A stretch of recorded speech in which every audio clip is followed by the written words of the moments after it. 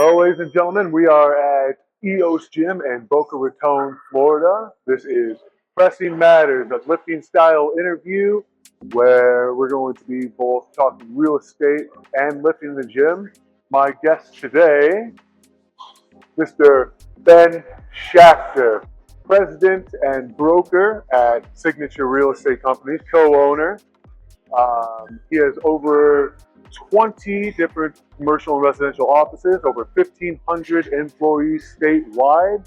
And last year in 2024, we were number 2 in transaction volume for for Boca Raton for independent brokerages, and number 6 in the entire state of Florida.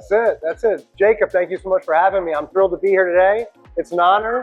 Look forward to sharing my skills with your skills and blending them together. Right, I think this would be a good balance of talking what you do best with real estate, helping teach everybody that, and teaching everybody a little bit what I do best, which is getting big in the gym.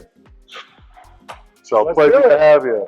All right, we're going to start off with a little bit of a warm-up here. We're going to try to do a bit of a chest workout, but I like to get everything turned on a little bit before we go, right? Even when you're lifting chest, you're going to be using every different part of your body. So we're going to start off, dip your toes into the floor like you're trying to pick up this turf. And then we're going to engage the calves and the quads. Pull your knees straight, get those hands and glutes all focused in. Get your core tight, and we're going to reach out, grab a ball. Almost like it's a fire hydrant shooting water out your arm and through your fingers. We're going to reach up and just take these like you're moving through mud. We're going to flow down, arms behind the back, and then back up. So, I was doing a little bit of research for this.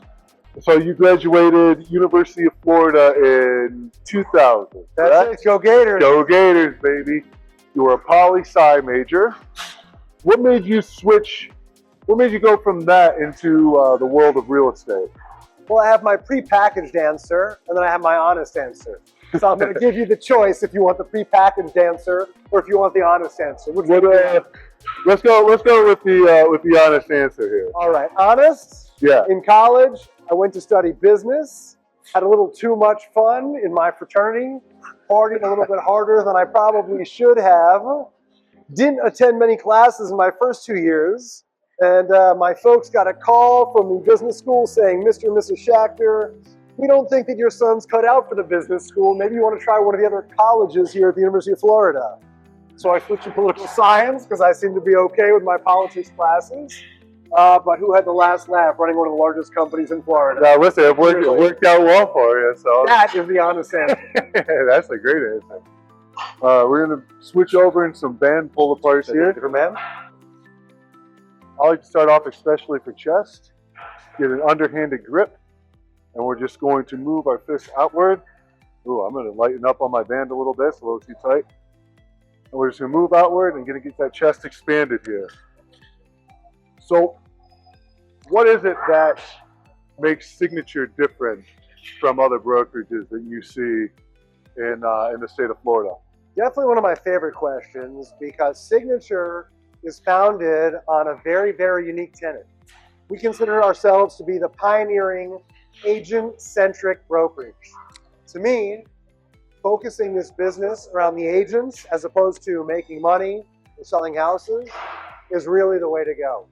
You see, the agents are the epicenter of every decision we make at Signature, finding the best talent, giving them the best tools, giving them the best resources, giving them the best training, giving them the best technology. Because what I found, the difference maker, is not in the company itself, but in the people who make up that company.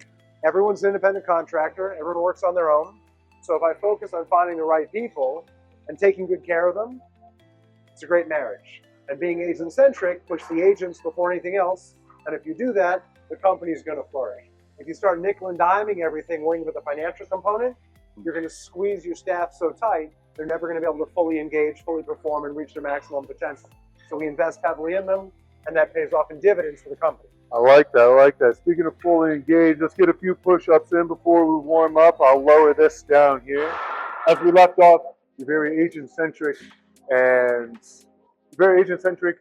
like to help out agents. What sort of things does signature offer for agents? The list of things we don't offer is shorter. That's fair enough. What sort of things do you do other than transactions to help out agents? Agents need a ton of help.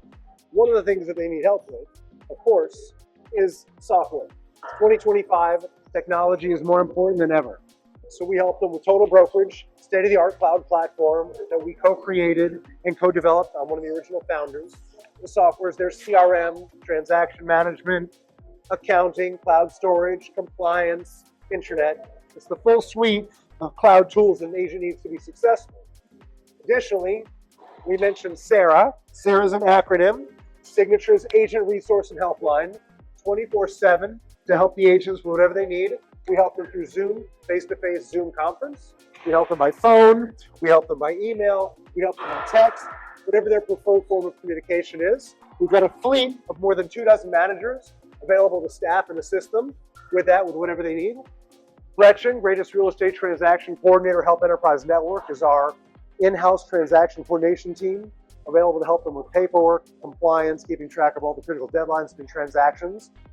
And our pride and joy is really our education. I am a licensed instructor. We employ other instructors. We provide over 1,800 hours a year of live training. Some is provided in the classroom, some is provided on Zoom, so we can deliver it to our realtors across the entire state of Florida. Not only to provide new classes every day so they can sharpen their skills, improve their craft, and get better, but we record every class as we deliver it. So if you miss a class, we have an online archive, on-demand library of tens of thousands of hours. I spent a lot of time on that online library. So a lot of things you develop and help, especially like the CRM and Total Brokerage, that's helping out agents that aren't even part of Signature, right? That's true. Our software is so attractive and useful and functional that more than 200 other brokerage companies around the country have contacted our independent software company, Total Brokerage, to actually engage us on a SaaS, software as a service subscription model, and they use our in-house homegrown Signature software to service their brokerages across the country. I'm a collaborative person. Yes, I want to make money, but I feel that helping others is how we all succeed, and rather than keeping everything to myself, keeping everything a secret, my little secret sauce, my secret recipe, I'm not about that. That's why we're doing the video today. I'm happy to talk about it and share with anybody. I'm an open book. So as you're training agents everywhere else, let's get up and train a little bit of chest. Let's do it. All right. We're going to move into a little bit of incline bench. This is how I like to get my chest day started a little bit. Really gets that nice push in the beginning. It's now that we're all warmed up. So we're going to build this up. We're going to use this to build up our chest the same way that you built up Signature. All right, and approach this with the same mentality you might as a broker. We're not going to worry so much about volume of transaction as much as we are just form and focus and purpose. So as we're going through this, I got to let my hair down so I can actually put my head back on the bench. Me too. I like to line up the bench with my eyes first. We're going to go arms about shoulder width apart. Pressing up. Keep your elbows tucked as you're coming in. And try to bring this bar straight down, almost pulling it right above, I say right above where your nipples are. And pressing up. Keeping full control coming all the way through. You know, that's real important because, you know, we start off with light weight. In fact, when you really start, the first time you bench your whole life, you're probably just using a bar without any plates. Real estate is a foundational business. Everybody says day one, they want to start selling multi-million properties on the beach. I want big, big transactions with big, big dollars. That's not where anyone starts. You start with what's close to home. You start with a local farm area. And your local farm area is either geographically defined, things that are in your immediate proximity to where you live, or familial farm area, friends and family. You have to start there because you're entering into a business that has a ton of competition with a lot of complexities and a lot of work has to go into building a successful foundation to grow a truly successful long-range business. Everybody wants to get to max day. You don't start on max day. You start with just the bar. And to me, getting that basic training in is really, really important. You've got to keep in mind that there's so many complexities to the legal aspects of our business, to the marketing aspects of our business, to the sales aspects of our business. So from my perspective, you have to start in the classroom. And not just with licensing, but also in learning your craft in terms of the contracts, in terms of how to market your business, how to build your business, lead generation, customer follow-up. You're planting a ton of seeds early on, and they will pay off in the long run. Just like when you're working out in the gym, you start off small, and then you grow over time. Nobody does their best right out of the gate. It takes time to build. But if you have a strong foundation and you build over time, it can be entirely rewarding, both from a financial success standpoint, a profitability standpoint, as well as a lot of fun. This is a great profession. We enjoy ourselves, but we do work real hard. I absolutely agree. Building up, especially building up, first off, how do you feel about the weight? Great. Doing good? You want to up, down, stay at That's it? good. If I'm going to talk, I mean, we can stick it. No, you're talking, I get it, I get it. So I think especially for me, building up real estate the same way I built up professional wrestling. You really have to go out of your way to make your name mean something and to make people realize who you are before that kind of snowballs into more and more business. You know, professional wrestling is a lot of entertainment. We see all the shows on HGTV. We see them on Bravo. We see all of the Hollywood A-listers who love shows like $1 Million Listing and the like. What they don't show you is how many hours you're in the gym preparing for that match. They only show you the highlights, which is what you see on TV. People that look at real estate from the outside, all they know is what they see in a television show. They think it's a piece of cake, it's all the fun and the glamour, it's the spotlight on you, and it's easy money. That is anything but the case. I couldn't even begin to speculate how many hours you have to spend in the gym to mentally and physically prepare for each match, but I'm sure it's 50 or 100 to 1, 50 or 100 hours in the gym for every 1 hour in the ring. In real estate, it's 50 to 100 hours of hard work before you get to that closing table for any one transaction. But people only see the showing of the property and the cashing of the check. And that's what you see on TV, and that's the entertainment value, is what markets and sells on networks like Bravo and HGTV, similar to the entertainment value you see from us. Right. So as you were saying with that, like, you know, I'm working out at least 4 times a week with my cardio and everything. We're going about 2 hours a day. And then I get to the weekend and my match is, you know, 20 minutes at the most, and that's 2 of them. So yeah, about 40 minutes, 8 hours of work for about 40 minutes per week. And that's not counting how far you have to build up. Easy control. Nice. That's not even talking about building yourself further up in the business. Right. So part of wrestling is part of understanding, you know, the business as a whole and understanding the direction that professional wrestling is going. What sort of direction do you see real estate taking right now? What do you think the market's I see a ton of changes, both in the market as well as in the industry. Not to be confused. The market is what's happening with home values, office building values, shopping center values. How long are they staying on the market? How long are they taking to sell? And what are sale prices doing? The market also has to do things like interest rates. What are people paying for financing, the cost of money? That's the market. The industry is what's happening with realtors. You're seeing a lot of people leave the business because it's become more challenging. More regulations, more stipulations, more compliance. So the strong will survive, the strong will get better, the strong will make more money, the strong will have more success, and the lower quality will probably exit the business stage left. And that's what we're seeing right now. People who want to succeed in real estate today have to work harder and smarter than ever because of the complexities of a lot of the paperwork, a lot of legislative changes, a lot of the industry changes pertaining to the National Association of Realtors. So the class warfare gets bigger and bigger and bigger. The better agents are getting that much better, and the worse agents are exiting. Moving right out. I had the absolute benefit of. Oh, I thought he was talking to us. Where was I on here?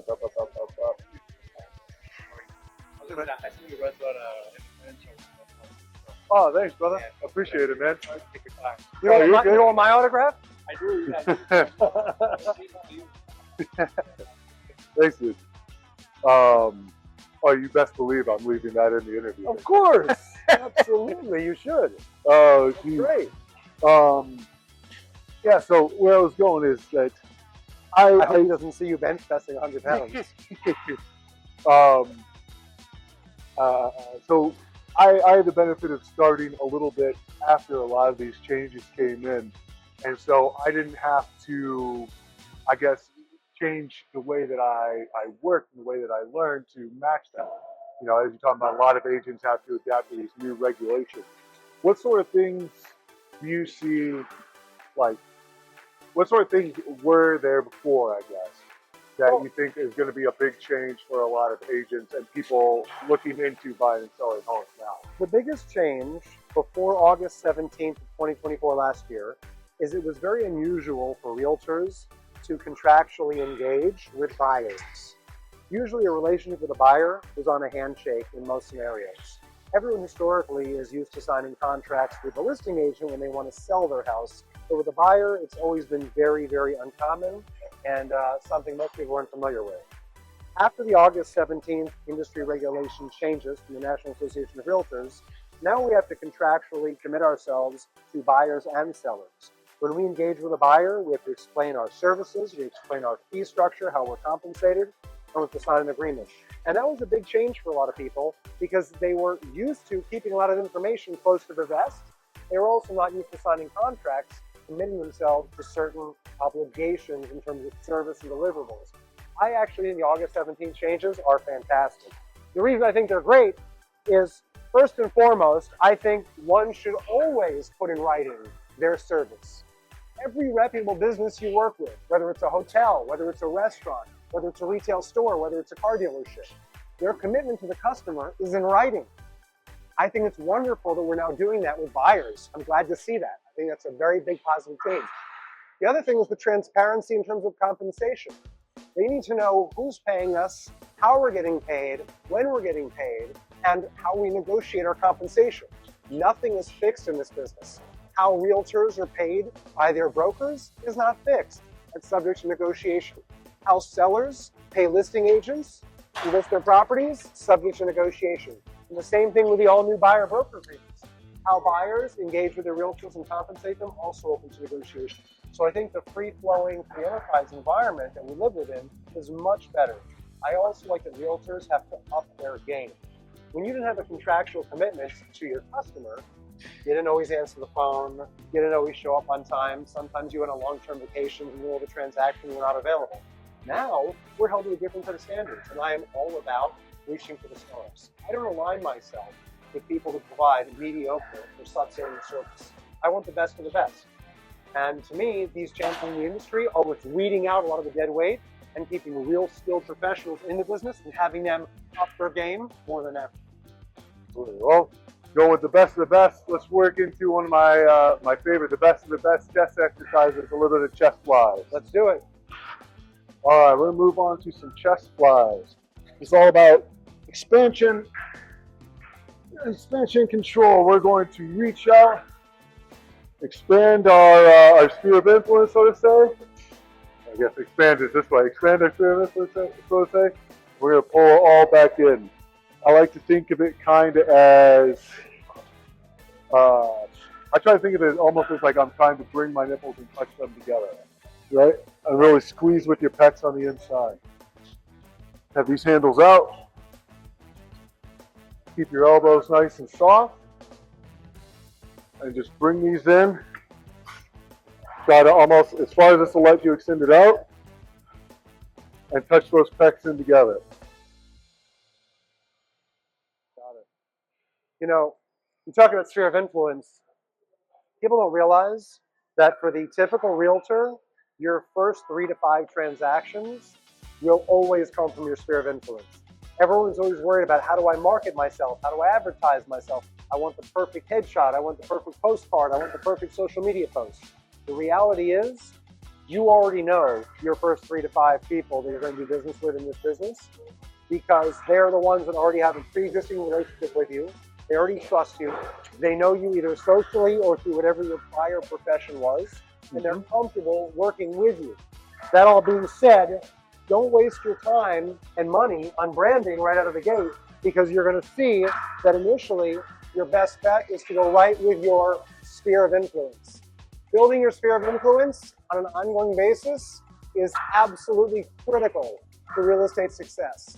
Having a good CRM like Total Brokerage or any other CRM, it's perfectly fine with me, but you have to work your database constantly. You have to build your relationships. You have to constantly add top of funnel leads, which is prospects, which is CRM contacts, into your CRM. You have to keep track of people, birthdays, anniversaries, their favorite restaurants, their favorite sports teams, their pets' names, whatever they're into. Because when you have conversations with your sphere of influence on a social level, you want to be able to bring things that you've historically touched on with them into the conversation to show that you care and you're compassionate and you're interested in what they have to say. You know the old adage, God gave you 2 ears and 1 mouth, but listen twice as much as you talk? That's where relationships are built. Get to know the person, find out what makes them tick, because if you show interest and care and concern, they're more likely to do business with you when the opportunity presents itself. Yeah, making sure my mic's still on too. Yeah, it's my obviously my first transaction was with also you want to either scoot around behind, but it's just a zoom in on the crotch shot. Yeah, there we go. My first transaction ended up being helping out my mother-in-law, and it was from that I've kind of snowballed it into more work in that neighborhood, as well as figuring out how to make myself stand out from the crowd in the real estate Something market. tells me a guy like you doesn't have to work too hard to stand out from the crowd. You know, I'm just guessing. I'm a slightly memorable. Where was I going with it? So I guess when you do reach that spot and you do help someone decide that they want to buy or sell a home, right? Let's go with selling a home.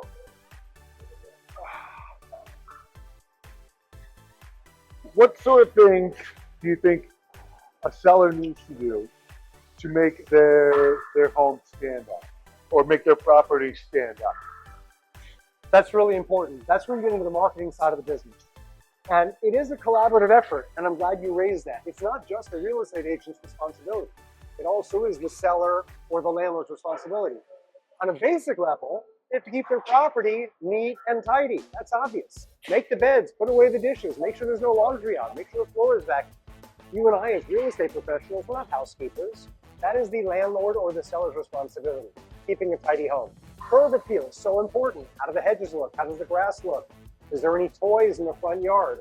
Making sure there's not too much clutter in the home. Staging the home, either personally or professionally, really important. The proper lighting, the proper window treatments, should the windows be open, should lights be on, of course. Making sure there's not a pool raft waiting in the pool. Having everything look nice and well kept and organized. All that is on the property owner. Then comes down to the real estate professional. How are they going to market the property? Are they going to use social media? That's a must in 2025. Are they going to use featured products like Instagram? Are they going to use Facebook? Are they going to use a YouTube video? Absolutely. Professional videos, professional photos, they go without saying. An absolute must. Because today, you want to have your competition beat. And the basis of doing that is having better marketing materials, having better photos, better videos. Then you get into issues like branded and unbranded material. Branded material brings you, the realtor, into the marketing. You're branding yourself and the property you represent. Unbranded is where you're only branding the property with no indication of who is the realtor that's servicing and supporting that property. So lots of decisions to make, but it starts with having a good, honest conversation with your homeowner, your seller, your landlord, to ensure that they're taking good care of the property. Everything looks like it's in good tip-top order, nice, clean, and tidy. And then laying out a marketing plan. As part of that marketing plan, having a good budget. You don't want to overspend. Each property deserves a certain dollar amount committed to it for marketing and branding. And you have to figure out what portion of your anticipated earnings can be applied in advance to the property to get it sold. If you overspend, you're not going to have a very positive net ROI on that listing. If you underspend, the property may never sell. So you've got to find a balance. And working with some experienced agents or someone like me who can guide you is going to give you a major leg up, especially as a newer person in the business. You brought up something in there, talking about pictures, making it stand out and using pictures. and really showing the best part of your property. And it made me think of signature photography. But not only that, there's a huge amount of different affiliates, right? Our vendors and affiliates. That's true. That work with signature as far as mortgage or photography. What sort of things? How do I want to phrase this?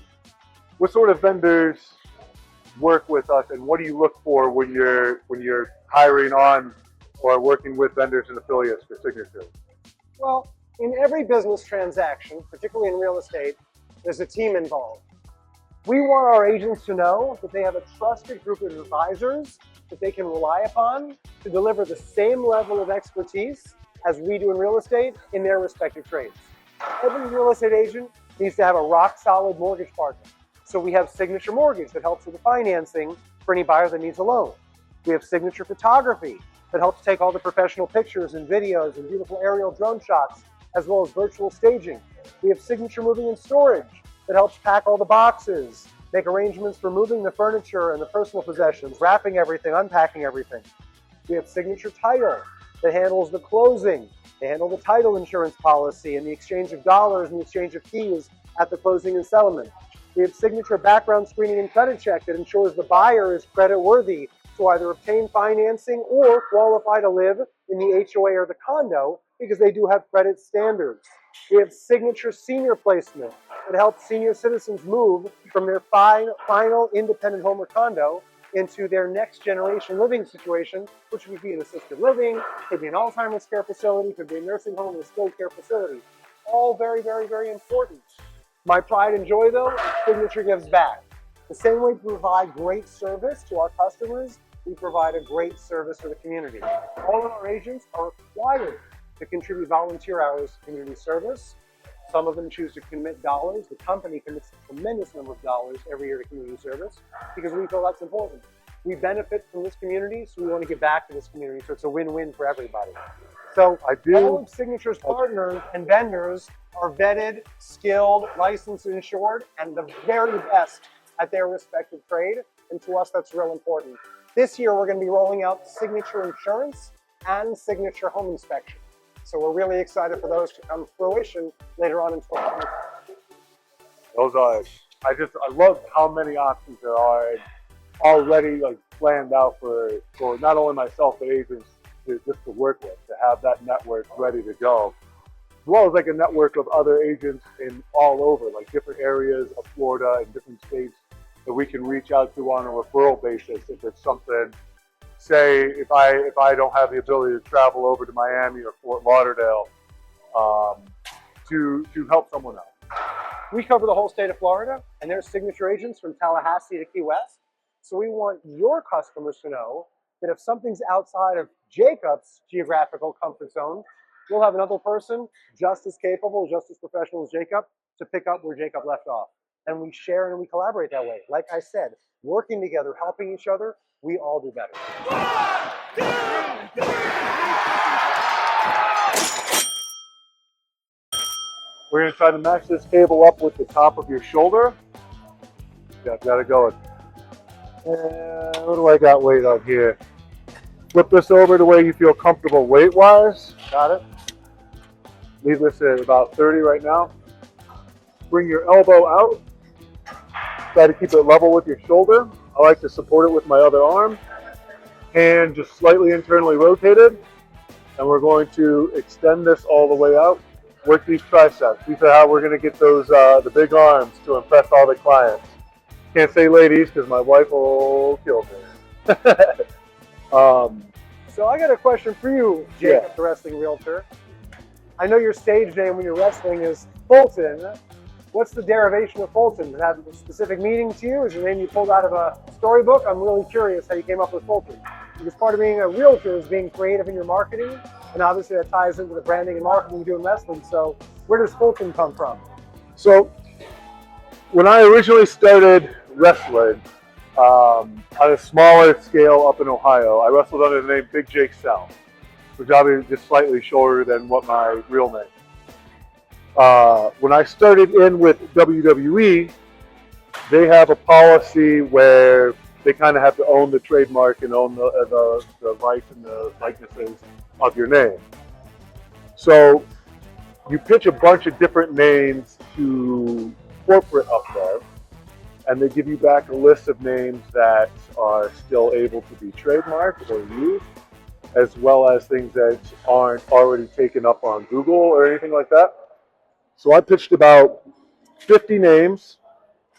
One of them was the name Charlie Fulton, which was, we'll line this up with his shoulder here. Charlie Fulton was a wrestler back in the 80s and 90s who started the gym where I originally started training up in Ohio, the ASWA, as well as a bunch of other names. So they kind of took a combination of different names that was, there you go, don't let this elbow move up or down. Try to keep the elbow as flat as possible. There you go. So they kind of did a whole bunch of combinations of names that I pitched. And when it came back, it gave me the options of Dude Haskins. Yeah, My favorite choice. I wish I could have been Dude Haskins. Desmond Sawyer, Sawyer Fulton, and Sawyer Haskins. Okay. Haskins is actually the road I grew up on back in Ohio. Okay. So when it gave me the option of Sawyer Fulton, I thought that was a cool way to kind of pay homage to the guy who started my gym and kind of give me my big start in professional wrestling in a way. I like that. So where did you get your start in real estate? Where did That's a great story. So I'm originally from New York City, born and raised. My parents brought me to South Florida in 1993 when I was 15 years old. I was miserable about it. Imagine as a high school kid, leaving all your friends, leaving your parties, leaving your social life. And I was a pretty popular kid in New York.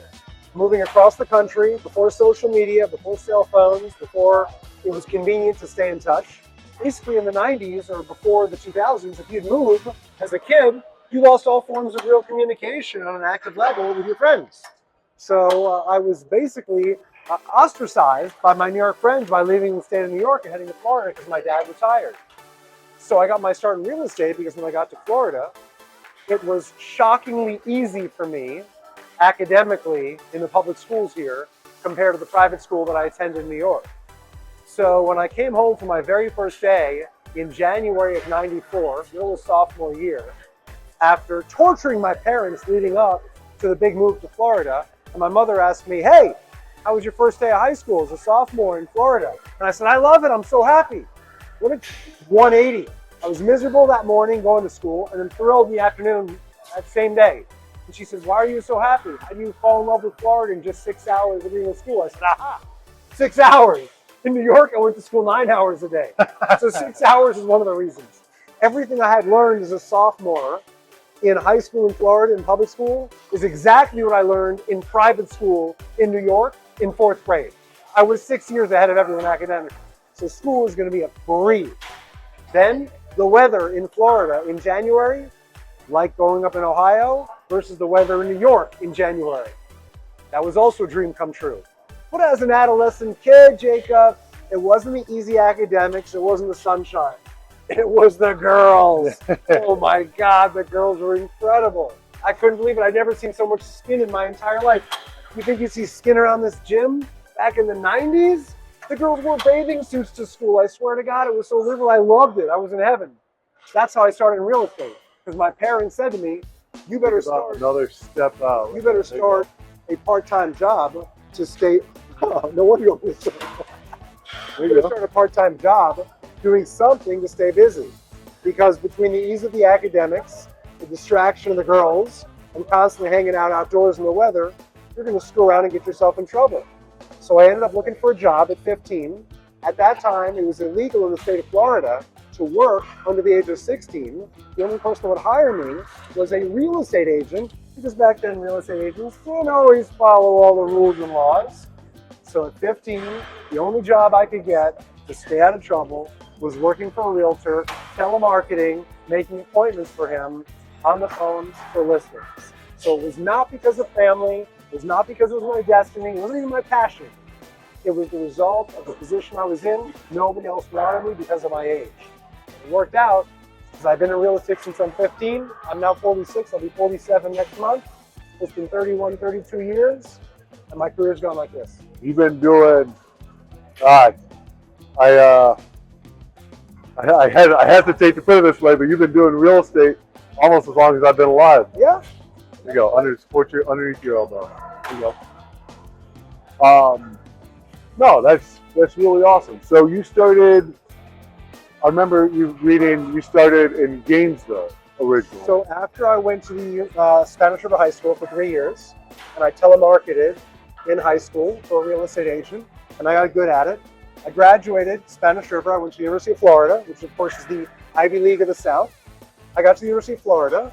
I never filled out any dormitory paperwork because I didn't read it because I was lazy and complacent and very entitled.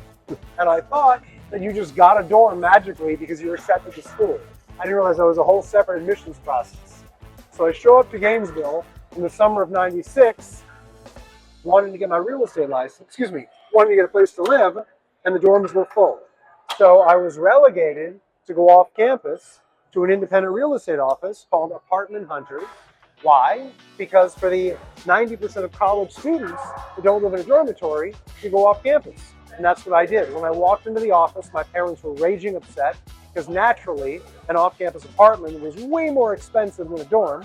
So when I got there, my mom and dad said, you better get a part-time job now in college to pay the difference between what we had budgeted for your dormitory and what we're actually going to have to spend now for your expensive apartment because you're a lazy you-know-what and you didn't go out the damn dorm paperwork. So when I walked into that real estate office, my second real estate accident happened that worked out to my benefit.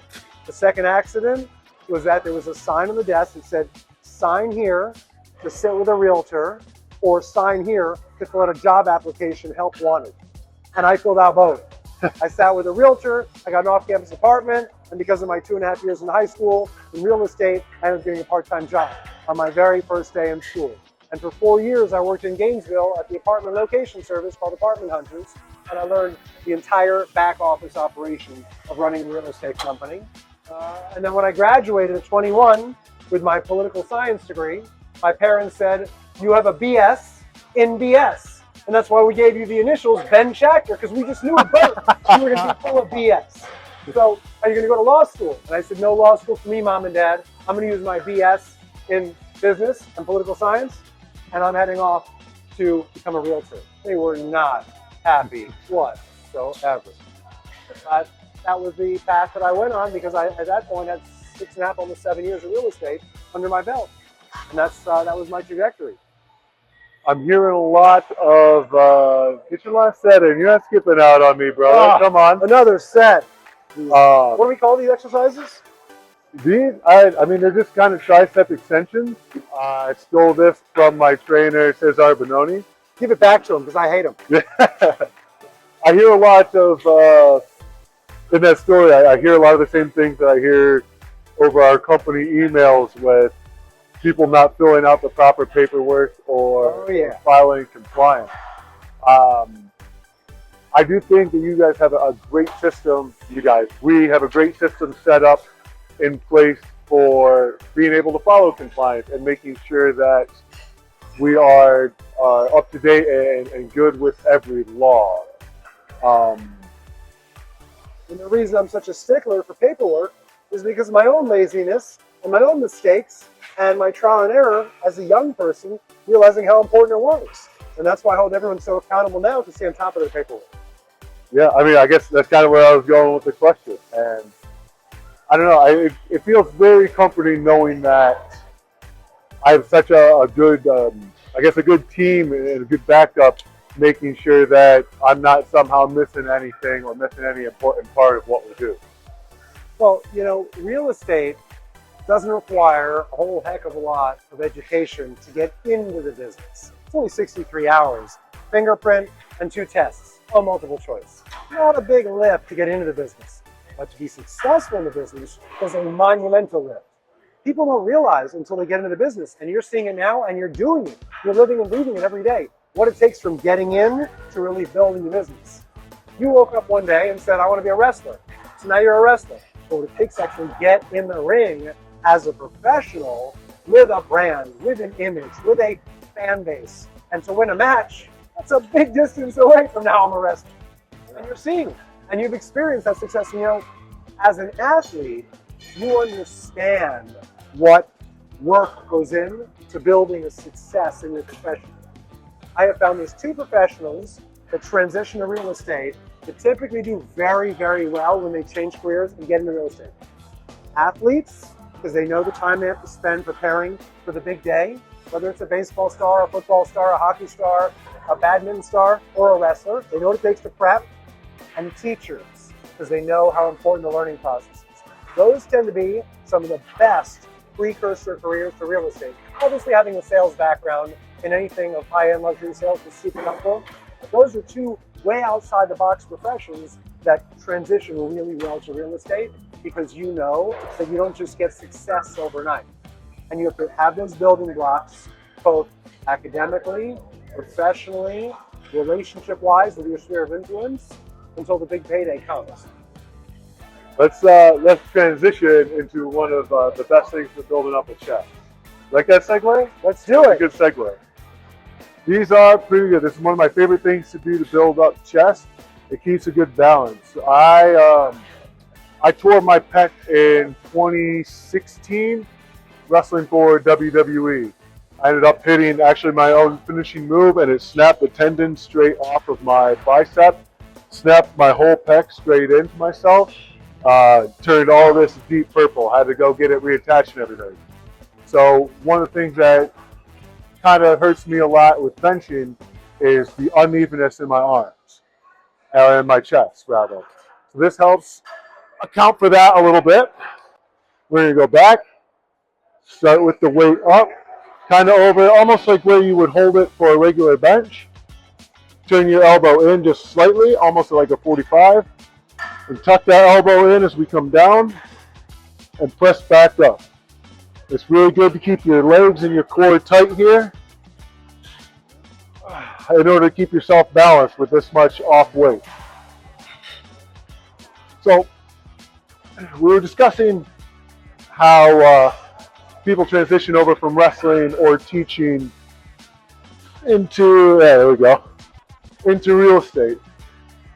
And a lot about that, I guess, especially what I'm learning now from wrestling and real estate, is finding a good balance, sort of like we are here. What sort of things do you do to keep a balance running such a large company and being a broker, as well as being a family man and literally doing so much that you do every day? So there's a couple things. Very, very important to live by a schedule. If it is not on my Google Calendar, I'm not doing it. Everything I do is on my Google Calendar. That's number one. Number two, I've trained my body to not require a tremendous amount of sleep. Most people sleep a lot more than I do. I typically sleep 5, at max 6 hours a night. So everything I do, I'm able to pick up oftentimes one or two. What do I do with my free arm? Free arm here, wherever you need to do to keep that balance.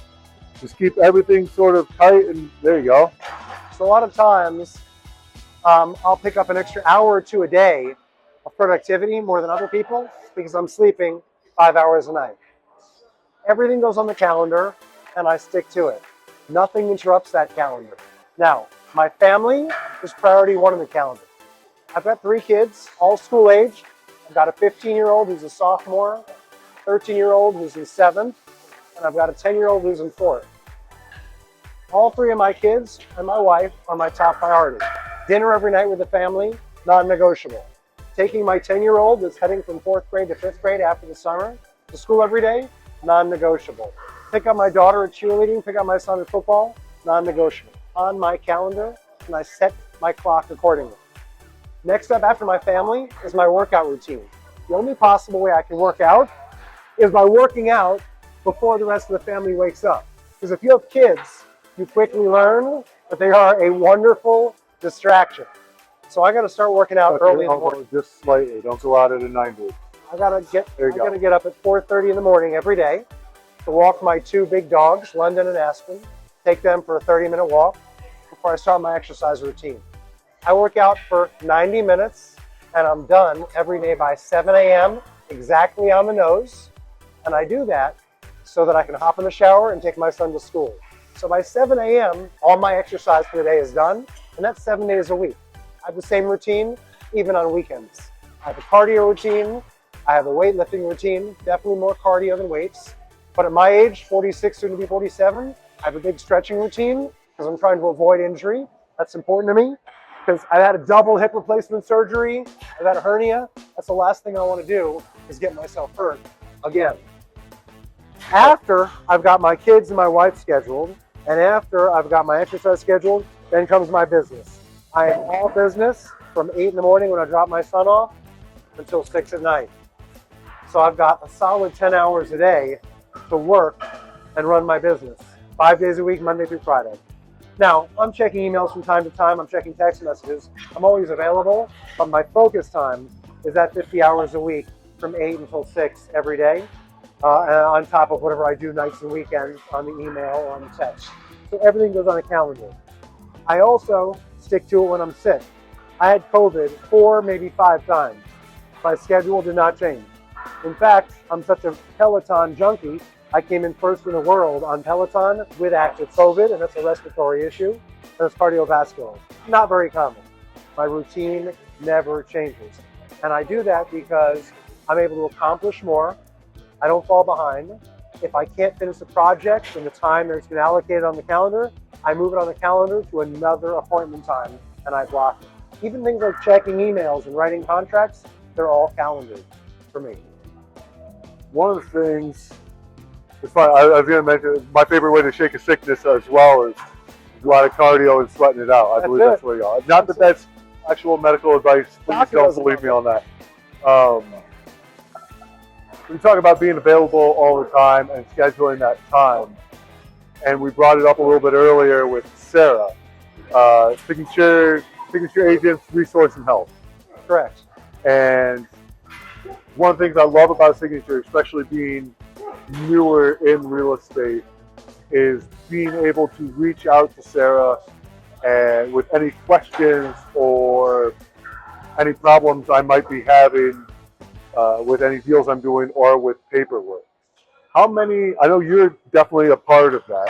How many people are working behind the scenes with Sarah at any given time? We have 20 people in this company that respond to Sarah. They break up the Zoom room schedule, which is our face-to-face private Zoom chats, and we all share the email and telephone responsibility. The email is 24 hours a day. I start answering at 4:30 in the morning when I wake up, when I'm walking my dogs. Great time to catch up on overnight emails between 4:30 and 5. The rest of the staff typically starts kicking in around 7 when I'm coming out of the gym, so that works out. The phones are open from usually 8 in the morning until 6 at night, and on weekends usually from 9 in the morning until 5. So we've got 20 different people that share in those Sarah responsibilities, and it allows us to ensure that our agents are typically never getting voicemail and they're never being left waiting for an answer. We always want to be available to them because we look at the agents like they are the company's customer.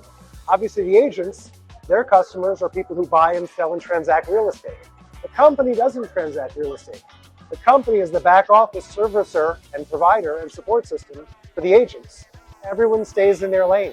That's why our management team doesn't compete with the real estate agents. We're there to take care of our agents who are our customers. That way our agents can take care of their customers at scale, and the company makes a heck of a lot more money and wins a lot more awards by all of us staying in our lane and doing what we do best.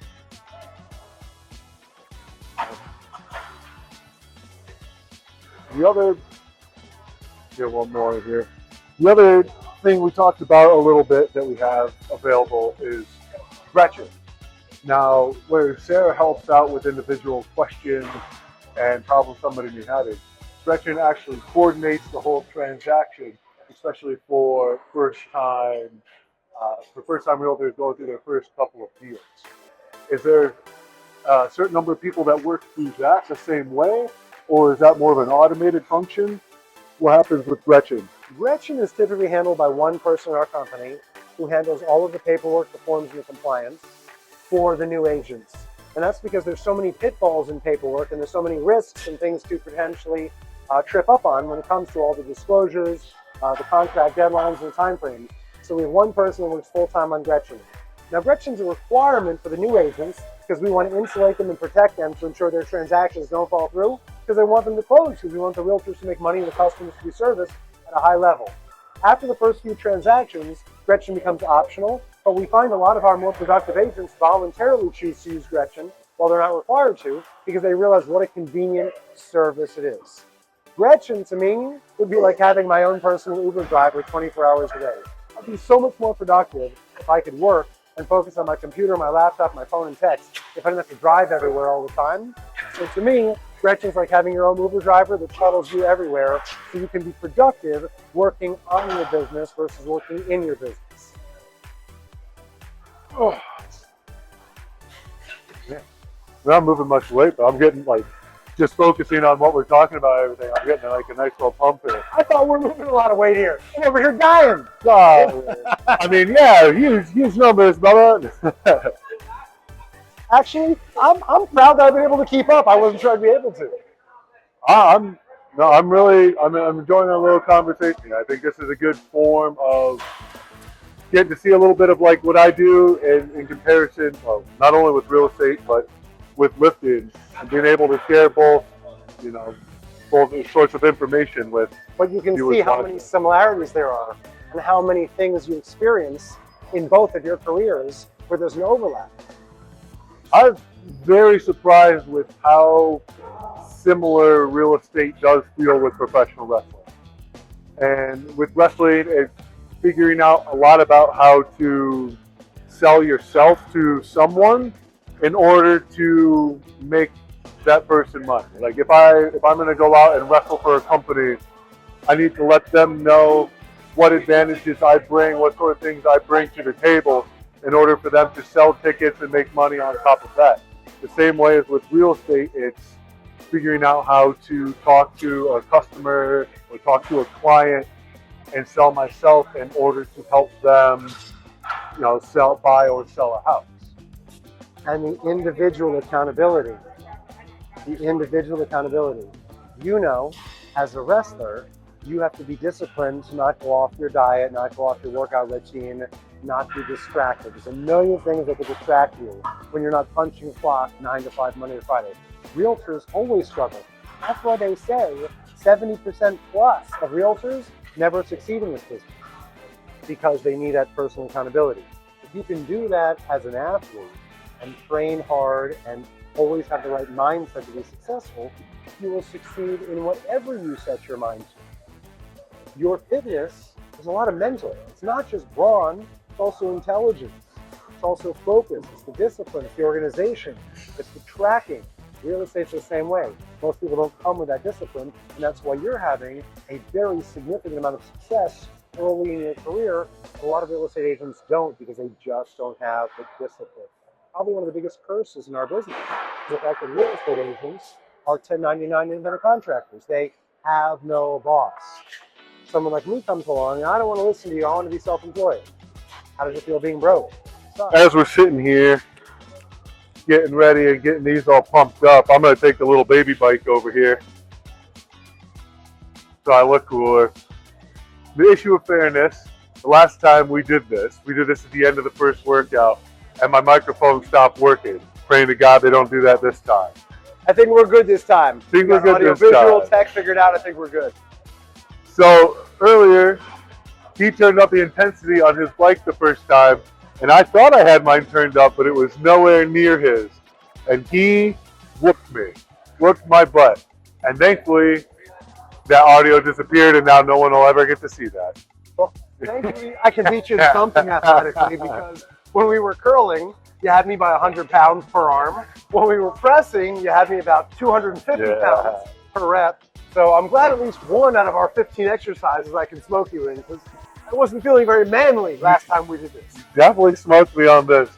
I'm a little sad that nobody's going to get to see me on the other bike because it's taken up, but this will be all right. I did like this section a lot. I just wanted to give you your props that you crushed me on that. I appreciate that. See if I can go a little faster. All right, so as I said, this section, what we did last time is we did a little bit more of a lightning round sort of thing. Quicker answers to everything. There's a few of them that were long. but I enjoyed our conversation. We started off talking about your Peloton journey. You wake up, you said, every morning at 5 a.m. to do it? I'm a 4:30 kind of guy. 4:30? I've got two big dogs, London and Aspen, both 70 pounds, German Shepherd and Golden Retriever. So they get a nice half-hour walk in. And then I'm usually in my gym in my house by about 5:30. I like to do a nice, deep 20-25-minute stretch because, now that I'm pressing mid-40s over here, I don't want to get injured, so I need some serious stretching before I do any cardio. And then I hop on my bike every morning, right about 6 o'clock sharp. I bang out about 45 minutes between my warm-up ride, my 30-minute race, my cool-down ride, and then I'll pop in about another half hour of lifting to try to keep a little muscle mass. So all in, I'm in the gym about an hour and a half to an hour and 45 minutes every morning before I get my day going. And I got to do that before my kids and my wife wake up. Because once my 10-year-old, 13-year-old, and 15-year-old wake up, all bets are off. It's family attention time. Family time. Got to get the kids to school, breakfast. So I'm an early riser. Oh, yeah.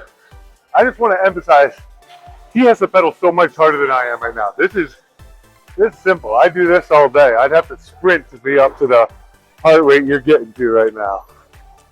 It is crazy. All good. Questions. All right. This is my jam. Cycling's my jam. Love that. All right, here we go. First thing you do when you wake up. First thing I do, take the dogs on a walk and get the blood pumping, get the dogs going. Coffee or energy drinks? First thing in the morning, I'm coffee. Late morning, I'm energy drinks. A little bit of C4, a little bit of Celsius. C4 and Celsius? I'm a Monster guy, sugar-free Monster. It's not great for you, but I love them. None of them are good for you. Most important skill for a realtor to master. Interpersonal skills, being friendly, conversational, engaging, in maintaining a conversation and relationship, very important. People only buy houses from people they like and trust. So if you don't have those congenial, natural skills, or you don't learn them, you're never going to be successful in this business. You have to be the kind of person that can build the building blocks of a relationship and maintain that relationship, because people will do business with folks that they trust. In today's market, would you rather buy or rent? Always buy. 365 days a year, 7 days a week. For the last 100 years, I'd always rather buy. Owning real estate is building wealth. Real estate always goes up over time. It doesn't always go up in the short term, but it always goes up in the long term. Owning is always the better choice if you can swing it. What's one non-negotiable in your daily schedule? Giving my wife a kiss good morning and a kiss good night and telling her I love her. I can be difficult. As long as she knows I love her every morning and every night, I usually get a pass for any trouble I may cause her along the way. I like it. I start using that with Katie. Best time of the year to buy? It's always a good time to buy. However, you have to watch the market. Typically, summertime, we've got more families moving, getting ready for the school year. Typically, spring, you have more snowbirds buying after they've been here renting in South Florida over the season. So you have to watch your competition. If you're looking for less competition, undoubtedly, there's less competition during Q4. Come Thanksgiving time, the market slows drastically. As you get closer and closer to Christmas, Hanukkah, and the holidays, it dies out. So if you're looking for less competition as a buyer, the end of Q4 is the way to go. However, a lot of agents check out, and a lot of sellers don't want to be bothered during the holidays. So keep that in mind. All right. Flipping houses or long-term rentals? I hate rentals. I know I'm in the minority. Most people love them. I do not like rentals. Every time I've had a tenant, they've driven me absolutely Looney Tunes. Every time my caller ID lights up with the name and phone number of my tenant, it's bad news. No tenants ever wished me a happy birthday. No tenants ever called to say, how are you? It's always, I broke this, I broke that. I can't pay rent, the upstairs neighbor's annoying me. Someone's parked my parking space. It's always a headache. Again, I know I'm in the minority. I much prefer the short-term gain of a fix, flip, and sell. Take my money out. All business, no emotion, no personalities. Oh, yeah. All right. This was one of my favorite questions we asked last time. Craziest thing that happened to you in real estate? Craziest thing was we managed some properties in west part of the county, and in a homeowners association, there was an unfortunate situation where there was a gentleman who was apparently quite depressed, and he came out of his home in this HOA, which was a family-filled HOA, walked into the HOA community park. There was a little playground with slides and swings and seesaws, and unfortunately this depressed man put a gun to his head and blew his head off. The children walking to school the next morning discovered his body as they cut through the park on the way to the bus, and I got a call, which was very upsetting, and I had to go with a biohazard truck and company to clean up a very unpleasant mess and helping the families with their emotional distress with all these kids witnessing the aftermath of this tragic situation. Yes. You told me the story last time. It blew my mind. It still blows my mind. That is way more than I ever anticipated having to deal with when Somebody just lost a check, signed up. or Yeah. lost a key, or maybe broke a piece of china. It's a lot hairier than that. Somebody clogged the toilet real bad at an open house. I had another really scary situation, most shocking. I went to search some property many years ago. It was the month of August. Everyone knows how hot South Florida is in August. Showed the property. We opened the garage, and the tenant who was occupying the property at the time, unfortunately, had passed away in their vehicle, either by drugs or some other unexpected, unidentified ailment, and the body was in the garage for 4 to 5 days in the August heat. It was rough. Oh, The bugs, the smell, a little overwhelming.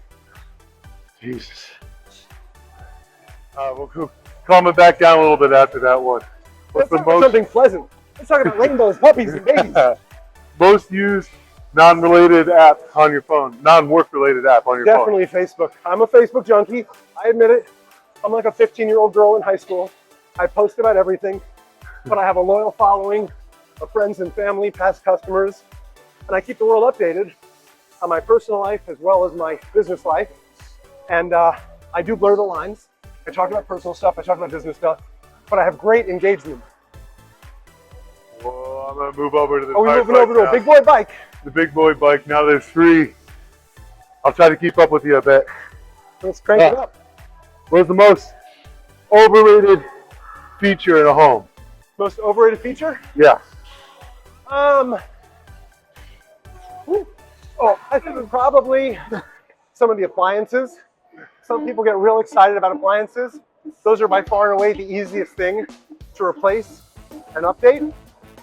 So while appliances are important, you can go to your local Home Depot, Lowe's, Best Buy, or Sears, and you can swap them out in a matter of hours.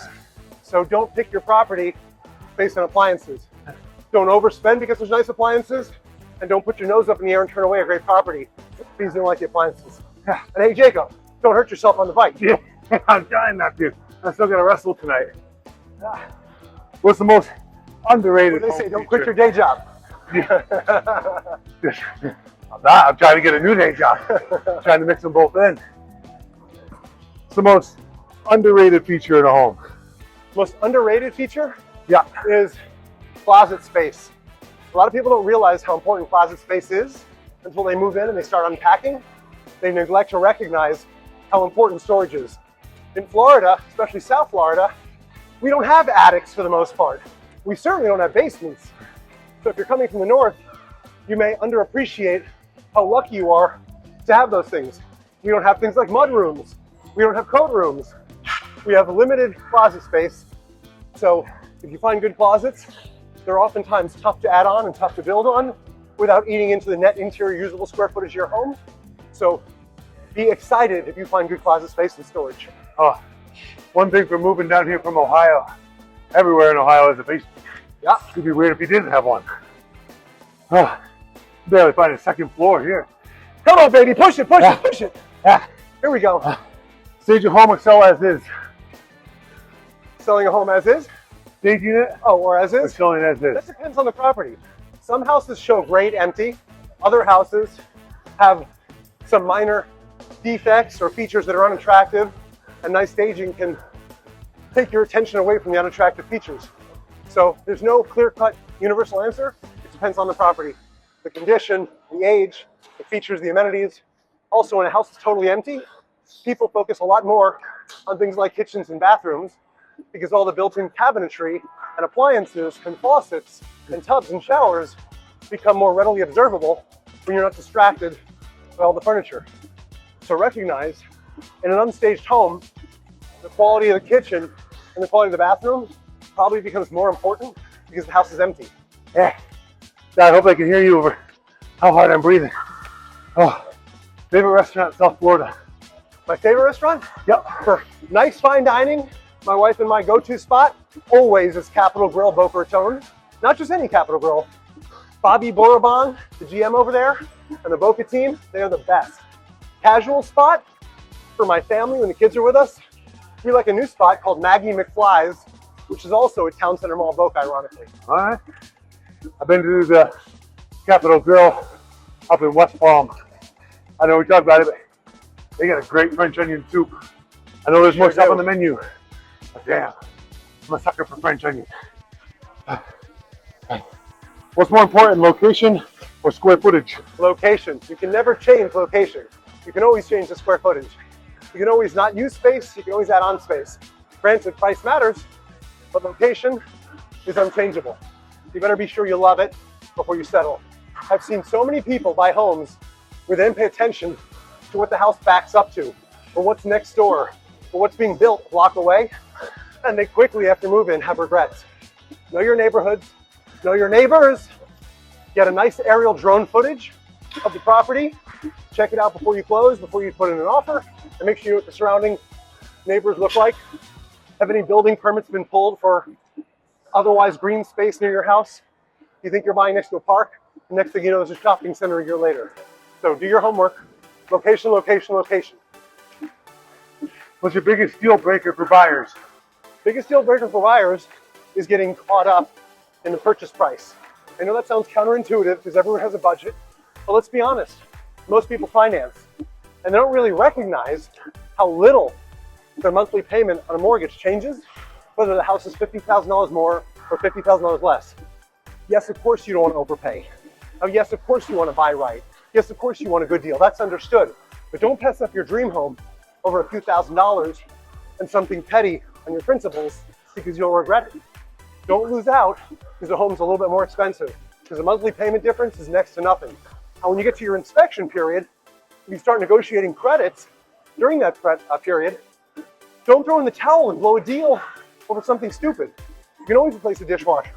You can always fix a roof. You can always update the AC. So be pragmatic in your decision making and don't let your emotions get the best of you. Use some good business sense. I've been on this bike for 4 minutes, dude. I'm supposed to be a professional athlete. How many pairs of J's do you own? Do you want the published answer or do you want the real answer? Because I don't want to get jacked. What did you say, 64 last time? Yeah, I got 64 pairs. However, I'm understanding that the Nike outlet in Dania Beach, which is where about 75% of my collection comes from, is getting a shipment this week. So if you can't find me selling houses, if you can't find me spending time with my family, if you can't find me on the pedal bike, find me at the Nike outlet in Dania Beach. New construction or resale? Depends. Good quality builder, quality developer, always, always, always new construction. The salty air, the humidity, the high temperatures, the deadly sun are devastatingly destructive on construction in South Florida. Homes age quickly. A quality builder, a quality developer, new construction wins out. However, unfortunately in South Florida, they say it's the sunniest place for the shadiest people. We do have some shady builders down here, and it doesn't pay to buy new. If you're buying a poorly built home, you're better off buying a used home, resale, that was built better, with better materials and better construction. Do your homework, have a good home inspector, check out open permits on the house, look at any insurance claims, warranty claims on the home, talk to the neighbors, and do your due diligence to make a good decision. Because your real estate agent will be able to guide you and give advice, but your final decision is your final decision. What drives you to succeed? Making my wife and my kids proud of me. I've been very blessed over 46, close to 47 years. I've had a monstrously successful career. If I wanted to retire today, I could, but I love setting a good example for my family. I've got 3 amazing kids, Max, Sloan, and Brody. I don't want them thinking everything's just handed to them. They have all had part-time jobs or chores. They get allowance for doing their chores. I want them to know you have to work. And nothing comes easy in life. I was not born with a silver spoon in my mouth, and I don't want my kids ever feeling that way. I want them to know that everything good comes at a price. Doesn't mean you have to kill yourself. Doesn't mean you have to give up time with your family or other opportunities, but you have to work hard. I think the biggest mistake you can make as a parent is spoiling your kids to the point they become entitled. And I never want that to happen. My wife and I decided a long time ago we wanted to be on the right side of parenting, so raising our kids properly is super important to us. Giving them good values, a moral compass that points due north, and a good appreciation for how lucky they are to be part of our family, to be living in Florida, to be living in the US, and have so many privileges every single day. And last one, your favorite wrestler besides Madman Fulton? Madman Fulton, aka Jacob Southwick, obviously is number one. But if I put you aside, Clearly. I'm a kid of the 80s, I'm going Hulkster, baby. How can anyone pick anything other than Hulkster? He made wrestling what it is today. Brother! I was about to ask if you've tried real American beer, but you don't drink it. Forgot No, I stopped drinking 5.5 years ago. I've never felt better. No, I didn't have a drinking problem. I had an enjoying life too much problem. Very overweight, unhealthy, and part of that retrospection, looking inside, wanting to provide well for my family, is also extending my own life and the fear of my own mortality. So I became super clean, super healthy, gave up sugar, gave up alcohol, gave up complex carbs, work out like a madman in cardio, because I want to be there for my kids. I want to be there for my grandkids. And I was on a bad spiraling path 5 years ago. I'm glad I fixed that wrong. I almost made it 8 minutes on the bike. You're still clear in Are this. we gonna trade bikes to see what each other's pressure I'm all the way up now. You can test me. Let's go. You can try it. Let's switch it up. I didn't say. Oh, so I get my breath back here. Because I these do want bikes to don't, give you a these huge bikes thank don't you. give us a number. We actually got to feel it. Oh, I like this. Oh, don't you like me? Oh, I got this. Look at how easy it is. Easy. I was on the Easy for days. I want to thank you. When I asked Ben, maybe we could just do a voiceover and I'll show the footage of him whooping me. He said, no, let's come back so I can do it again and embarrass you further. Even though I was ready with the full resistance bike, he said, nah, I'd rather do the whole segment over on the bikes. There's no cutting corners if you want to be a star. Ah. You're a star, man, so we don't cut corners. That's the type of mentality that drives me. That's why I'm glad to have you as a broker. I see the passion that you put into not only your family, but your body and your business. And it's really something I can cling to. It's the same passion I see when I look at wrestling. And it's something that draws me in like a moth to a flame. I got to tell you, being on your show here has been a true honor. It's a lot of fun getting to know you as a friend and a colleague in business. And watching you have a really meteoric rise in your first year in the business is fantastic. I know you're just going up one ladder, one notch at a time, but undoubtedly you're going to achieve the same level of success you have in real estate that you have with the rest of your professional and personal life. So I'm looking forward to helping you achieve those goals and successes, as I know you will achieve them undoubtedly. Can't hit the top of that ladder until you step on the first rung. That's it. So I get it. All right. Join Jacob next time for his awesome video series. Like and subscribe so I have more incentives for there to be a next time. I'm kidding. I'm going to do it anyways. Thank you so much, brother. Thank you, buddy. One,